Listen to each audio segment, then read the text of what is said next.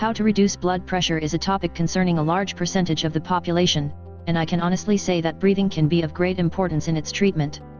Yes, I know breathing is a pretty important thing to be doing, but what I am talking about is the importance of breathing correctly. I am going to tell you a true story. I first found out I had high blood pressure in 1974 when I went for a medical.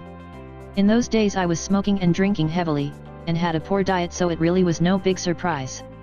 When I gave up smoking some 20 years ago I may have felt better, but I certainly piled on the weight, which I have never been able to get rid of entirely. For many years now I have been on medications to control my hypertension, but until recently these have not helped to improve things greatly. Following every visit to the doctors, I have had intentions of exercising more, and losing weight.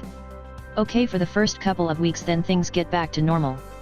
Just over 4 weeks ago I went to my doctors for my 6-monthly checkup and my blood pressure was higher than ever, 185/90. The doctor said I should increase my medication immediately. Now I do not like taking drugs in the first place, and so I convinced my doctor to give me a 4 weeks reprieve. If I could improve things in this time, then the medication would stay as it is. So I went away, not having any idea of how I was going to get my blood pressure reduced. Of course I could climb on my exercise bike more often, cut out the beer and wine, and attempt to lose a significant amount of weight, but to make a significant improvement in 4 weeks would take some doing, plus the fact that I love my beer and wine. Don't get me wrong, I strongly believe exercise, diet, and maintaining a reasonable weight are extremely important, not only with regards to blood pressure, but for other health issues as well.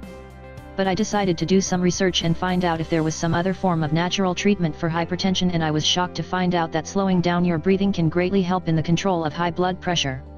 This fact was backed up by further research. Apparently slower breathing has a number of effects, one of which is a chemical effect which can have a significant effect on blood pressure. When stressed we tend to breathe quicker and more shallow, and sometimes even hold our breath without being aware of it. This will make our blood more acidic by unbalancing the levels of gases in our system. Following on from this, our kidneys become less efficient at getting rid of sodium, which in turn results in higher blood pressure. There are, in fact, expensive devices on the market which train you to breathe slower. I'm sure you will have seen at least one of these that retails for about $300.